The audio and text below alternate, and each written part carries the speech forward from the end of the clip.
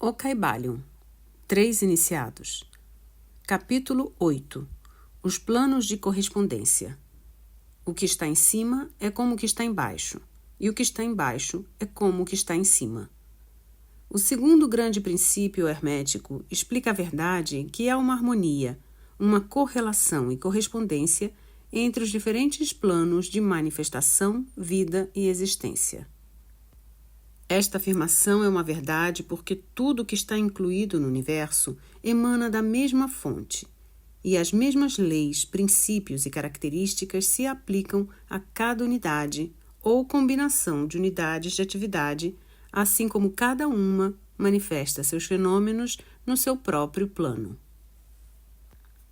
Para um fim de conveniência do pensamento e do estudo, a filosofia hermética considera que o universo pode ser dividido em 3 grandes classes de fenômenos, conhecidas como os 3 grandes planos, denominados 1. O grande plano físico, 2. O grande plano mental, 3. O grande plano espiritual. Estas divisões são mais ou menos artificiais e arbitrárias, porque a verdade é que todas as 3 divisões não são senão graus ascendentes da grande escada da vida, o ponto mais baixo da qual é a matéria não diferenciada e o ponto mais elevado, o espírito. E, aliás, os diversos planos penetram uns nos outros. Assim, esta não sólida e exata divisão pode ser colocada entre os mais elevados fenômenos do plano físico e o mais inferior do plano mental, ou entre os mais elevados do mental e os mais baixos do físico. Enfim, os 3 grandes planos podem ser considerados como 3 grandes grupos de graus de manifestação vital. Apesar do fim deste pequeno livro não nos permitir entrarmos em extensa discussão ou explicação do objeto destes diferentes planos, contudo pensamos ser bom dar aqui uma descrição geral dos mesmos. A princípio devemos considerar bem a pergunta tantas vezes feita pelo neófito, que deseja ser informado a respeito do significado da palavra plano, termo que tem sido muito usado e pouco explicado em muitas obras de ocultismo. A pergunta é geralmente expressa assim: é um plano um lugar tendo dimensões ou é simplesmente uma condição ou estado? Responderemos não. Não é um lugar nem uma dimensão ordinária do espaço. É ainda mais que um estado ou uma condição, e apesar disso, o estado ou a condição é um grau de dimensão, em escala sujeita à medida. Um tanto paradoxal, não é verdade? Porém, examinemos a matéria. Uma dimensão, vós o sabeis, é uma medição em linha reta, em relação à medida, etc. As dimensões ordinárias do espaço são comprimento, largura e altura, ou talvez comprimento, largura, altura, espessura ou circunferência. Há uma outra dimensão das coisas criadas, ou medida em linha reta, conhecida pelos ocultistas, como também por cientistas, apesar destes últimos não a chamarem com o termo dimensão. E esta nova dimensão, que futuramente será a mais investigada como 4ª dimensão, é a marca usada na determinação dos graus ou planos. Esta 4ª dimensão pode ser chamada a dimensão da vibração. Este é um fato bem conhecido para a moderna ciência, como para os hermetistas, que estabeleceram a verdade no seu 3º princípio hermético que tudo se move, tudo vibra, nada está parado. Desde as manifestações mais elevadas até as mais baixas, todas as coisas vibram. Não somente elas vibram em diferentes coeficientes de movimento, mas também em diversas direções e de diferentes maneiras.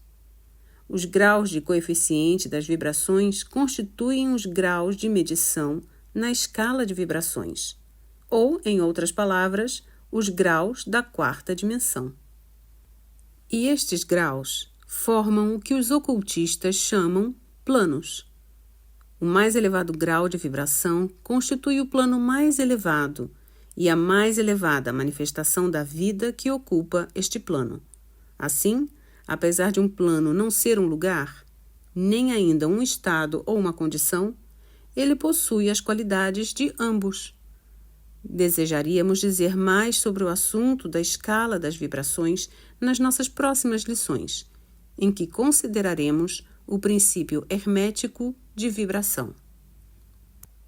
Deveis lembrar-vos agora que os 3 grandes planos não são as divisões atuais dos fenômenos do universo, mas simplesmente termos arbitrários empregados pelos hermetistas para facilitar o pensamento e o estudo dos vários graus e formas da atividade e da vida universal. O átomo de matéria, a unidade de força, a mente do homem e a existência do arcanjo são graus de uma escala e fundamentalmente a mesma coisa, a diferença sendo simplesmente uma questão de grau e coeficiente de vibração. Todas são criações do todo e só têm sua existência na infinita mente do todo. Os hermetistas subdividem cada um destes 3 grandes planos em 7 planos menores, e cada um destes são também subdivididos em 7 subplanos, todas as divisões sendo mais ou menos arbitrárias, penetrando umas nas outras e adotadas somente para a conveniência do estudo científico e para a ideia. O grande plano físico, com seus 7 planos menores, é a divisão dos fenômenos do universo que inclui todos os que são relativos às coisas, forças e manifestações físicas ou mentais. Inclui todas as formas do que chamamos matéria e todas as formas do que chamamos energia ou força. Deveis saber, porém, que a filosofia hermética não reconhece a matéria como uma coisa em si, ou como tendo uma existência separada, constante na mente do todo. Os ensinamentos são que a matéria é antes uma forma de energia. Ela é a energia num coeficiente inferior de vibrações de certa espécie. E, de acordo com isto, os hermetistas classificam a matéria como a extremidade inferior da energia e dão-lhe 3 dos 7 planos menores do grande plano físico. Estes 7 menores planos físicos são os seguintes: 1. O plano da matéria A. 2. O plano da matéria B. 3. O plano da matéria C. 4. O plano da substância etérea. 5. O plano da energia A. 6. O plano da energia B. 7. O plano da energia C. O plano da matéria A compreende as formas da matéria em suas formas de sólidos, líquidos e gasosos, como geralmente reconhecem os livros dos físicos. O plano da matéria B compreende certas formas mais elevadas e mais sutis da matéria, cuja existência a ciência moderna está reconhecendo agora, os fenômenos da matéria radiante nas suas fases de rádio, etc., que contém a subdivisão inferior deste plano menor. O plano da matéria C compreende as formas da matéria mais sutil e tênue, cuja existência não é suspeitada pelos cientistas ordinários. O plano da substância etérea compreende o que a ciência chama o éter, uma substância de extrema tenuidade e elasticidade que penetra todo o espaço do universo e age como mediador para a transmissão de ondas de energia, como a luz, o calor, a eletricidade, etc. Esta substância etérea forma um elo de relação entre a matéria, assim chamada, e a energia, e participa da natureza de ambas.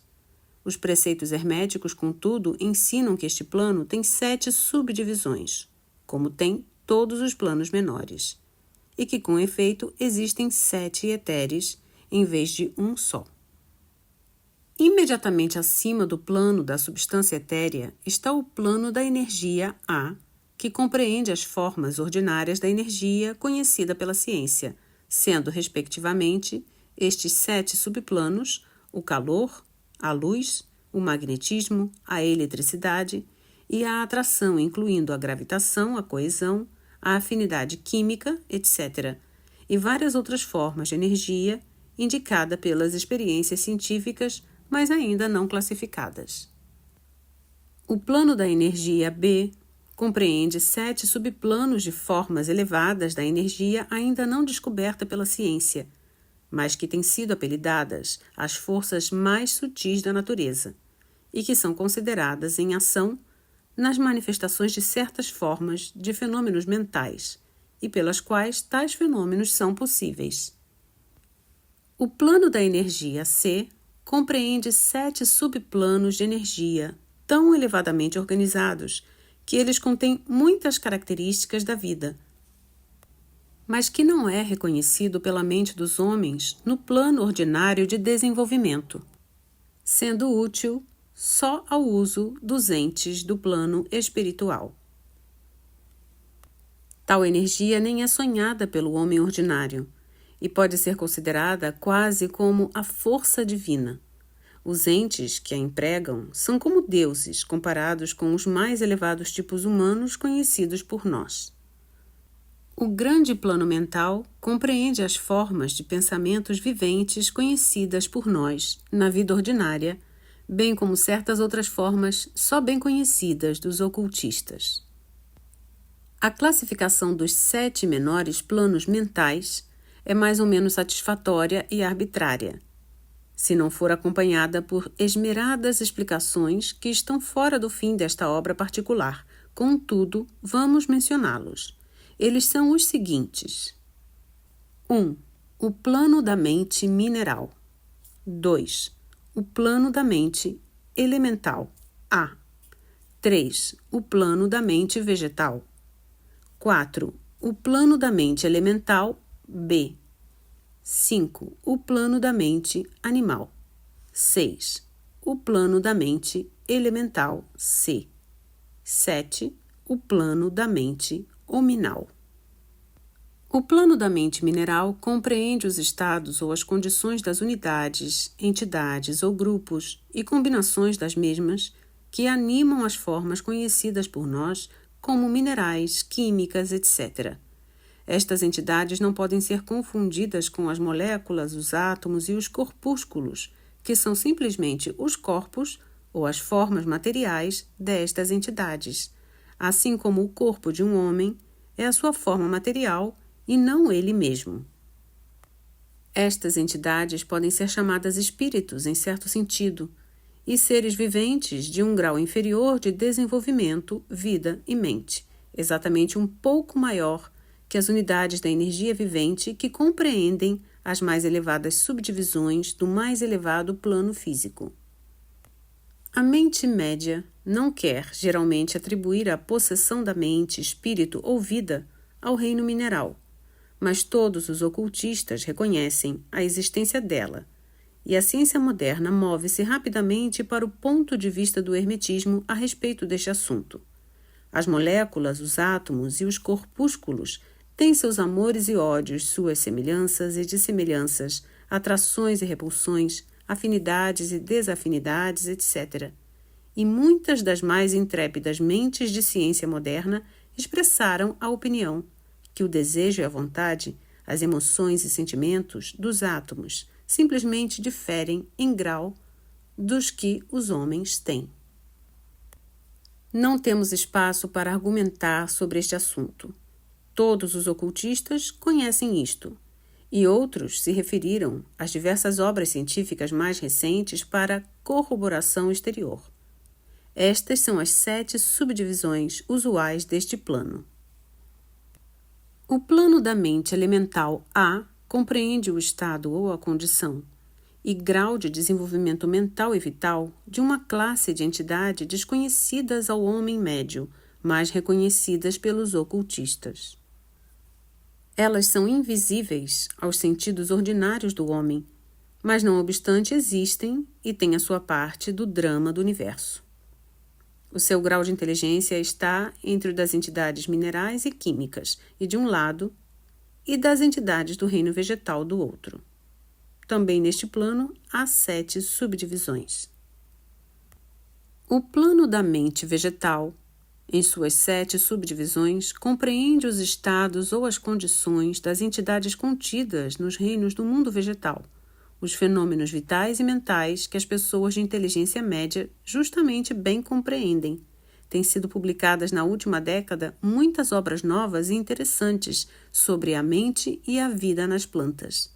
As plantas têm vida, mente e espírito, tão bem como os animais, o homem e o super-homem. O plano da mente elemental B, nas suas 7 subdivisões, compreende os estados e as condições de uma forma mais elevada das entidades elementais ou invisíveis, tendo a sua parte na obra geral do universo, cuja mente e vida forma uma parte de cada entre o plano da mente vegetal e o plano da mente animal, as entidades participando da natureza de ambos.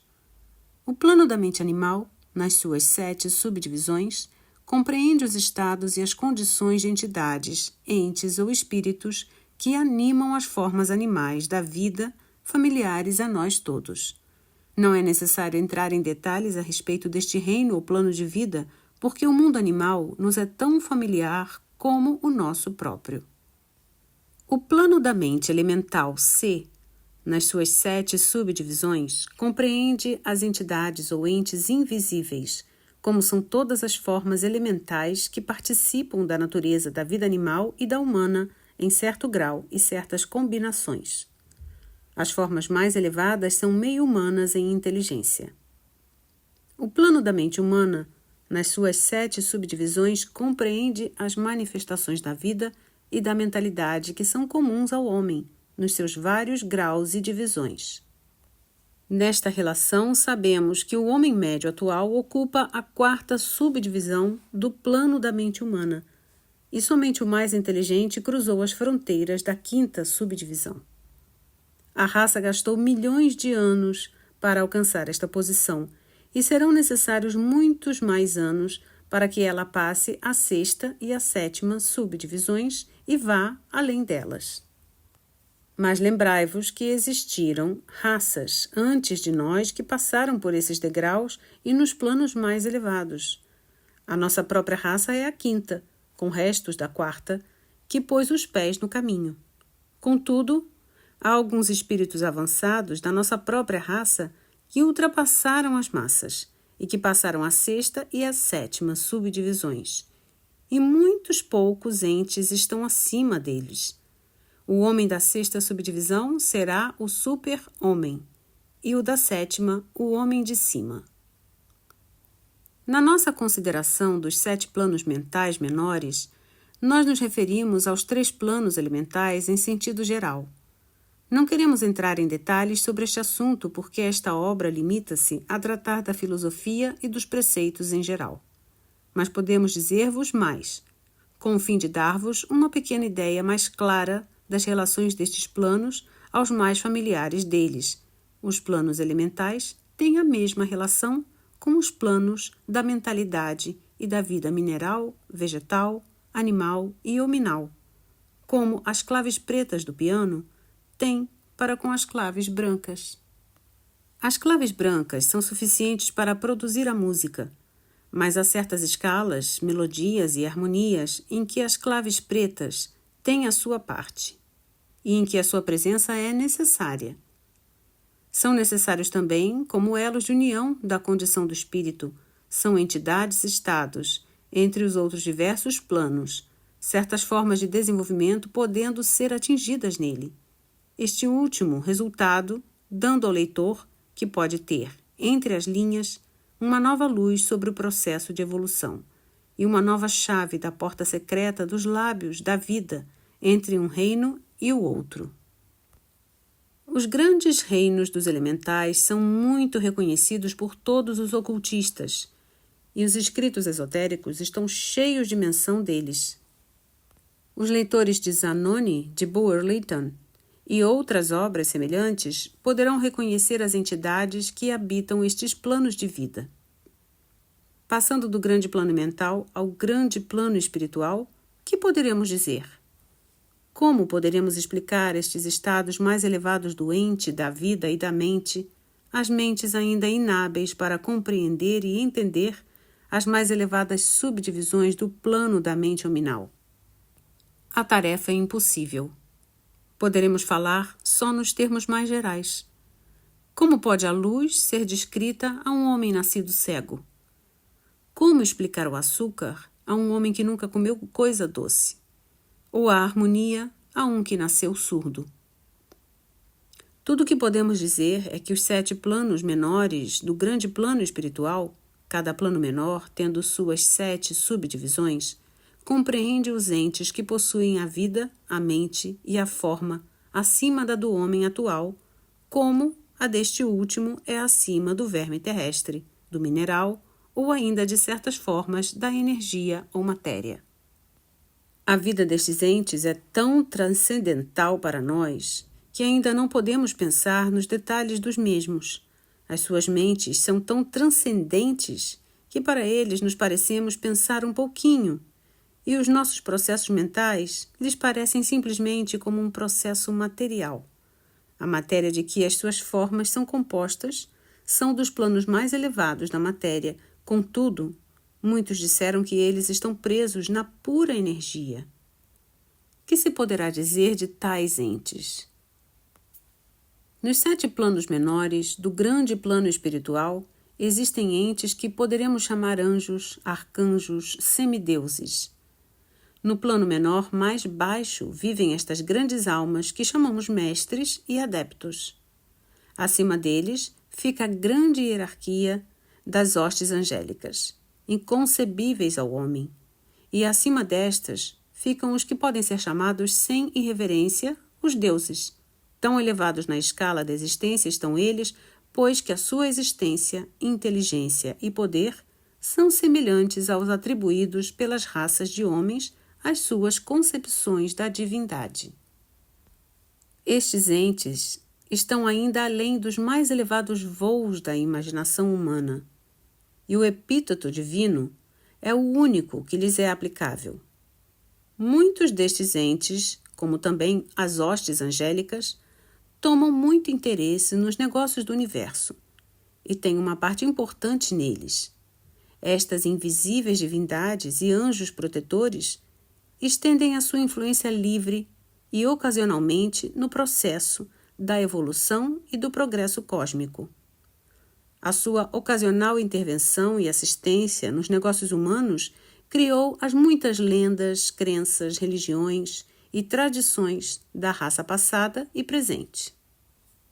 Eles muitas vezes impuseram ao mundo os seus conhecimentos e poderes conforme a lei do todo. Mas, ainda mesmo os mais elevados destes entes adiantados existem simplesmente como criações da mente do todo e são sujeitos aos processos cósmicos e às leis universais. Eles são ainda mortais. Podemos chamá-los deuses comparados conosco, mas ainda são os irmãos mais velhos da raça, as almas mais avançadas que ultrapassam os seus irmãos e que renunciaram ao êxtase da absorção pelo todo com o fim de ajudar a raça na sua jornada para subir o caminho. Mas eles pertencem ao universo e estão sujeitos às suas condições, são mortais, e o seu plano está abaixo do plano do espírito absoluto. Somente os mais avançados hermetistas são aptos para compreender os mais ocultos preceitos a respeito dos estados de existência e dos poderes manifestados nos planos espirituais. Os fenômenos são tão superiores aos dos planos mentais que uma confusão de ideias resultaria certamente se atentássemos em descrevê-los. Somente aqueles cujas mentes foram muito adestradas nas linhas da filosofia hermética por muitos anos, certamente que estes transportam consigo, de outras encarnações, o conhecimento adquirido previamente. Somente estes podem compreender justamente o que é significado pelo ensinamento sobre este plano espiritual. E muitos destes preceitos secretos são considerados pelos hermetistas como sendo sagrados, importantes e perigosos para a disseminação ao público em geral. Os estudantes inteligentes podem reconhecer que significamos com isto a ideia de que a significação da palavra espírito, como é empregada pelos hermetistas, é semelhante à de poder vivente, força, anitriada, essência oculta, essência da vida, etc., que não deve ser confundida com o termo usual e comumente empregado em relação com os termos, isto é, religioso, eclesiástico, espiritual, etéreo, santo, etc. Aos ocultistas, a palavra espírito se emprega no sentido do princípio animado, entendendo com isto a ideia de poder, energia vivente, força mística, etc. E os ocultistas sabem que o que é conhecido por eles como poder espiritual pode ser empregado para o mal como para o bom fim, em concordância com o princípio de polaridade, fato que foi reconhecido pela maioria das religiões nas suas concepções de Satã, Belzebu, o diabo, Lúcifer, anjos caídos, etc. E assim os conhecimentos a respeito destes planos foram conservados no Santo dos Santos, na câmara secreta do templo de todas as fraternidades esotéricas e ordens ocultas. Mas podemos dizer aqui que aquele que atingiu os poderes espirituais superiores e empregou-os mal tem um terrível destino para si na história, e a vibração do pêndulo do ritmo inevitavelmente lançá-lo-á no extremo mais baixo da existência material, de cujo ponto ele tem de fazer a sua caminhada de prisão espiritual pelas muitas voltas do caminho, mas sempre com a tortura de ter sempre consigo uma ligeira memória das alturas de que caiu por causa das suas más ações. A lenda da queda dos anjos tem uma base nos fatos atuais, como sabem todos os ocultistas avançados. Os esforços para poderes egoístas no plano espiritual inevitavelmente traz como resultado no espírito egoísta a perda da sua balança espiritual e a queda do mesmo, modo que foi elevado previamente. Mas ainda para tal alma é dada a oportunidade da volta, e ela toma o caminho de volta, pagando a terrível penalidade de acordo com a invariável. Em conclusão, vamos agora lembrar-vos que, relativamente, de acordo com ele, ao princípio de correspondência que contém a verdade, o que está em cima é como o que está embaixo, e o que está embaixo é como o que está em cima, todos os 7 princípios herméticos estão em muitas operações em todos os diversos planos físico, mental e espiritual. O princípio da substância mental aplica-se a todos os planos, porque tudo nasceu na mente do todo. O princípio de correspondência se manifesta em tudo, porque há uma correspondência, harmonia e correlação entre os diversos planos. O princípio de vibração se manifesta em todos os planos. Com efeito, a verdadeira diferença que faz os planos resulta da vibração, como explicamos. O princípio de polaridade manifesta-se em todos os planos, porque os extremos dos polos são aparentemente opostos e contraditórios. O princípio de ritmo manifesta-se em todos os planos, o movimento dos fenômenos tendo seu fluxo e refluxo, a sua alta e baixa. O princípio de causa e efeito se manifesta em todos os planos, cada efeito tendo a sua causa e cada causa tendo o seu efeito. O princípio de gênero manifesta-se em todos os planos, sendo a energia criadora sempre manifestada e operando ela pela linha dos aspectos masculinos e femininos. O que está em cima é como o que está embaixo, e o que está embaixo é como o que está em cima. Este axioma hermético de centenas de anos compreende um dos grandes princípios dos fenômenos universais. Como procedemos com as nossas considerações dos princípios permanentes, vamos ter ainda mais claramente a verdade da natureza universal deste grande princípio de correspondência.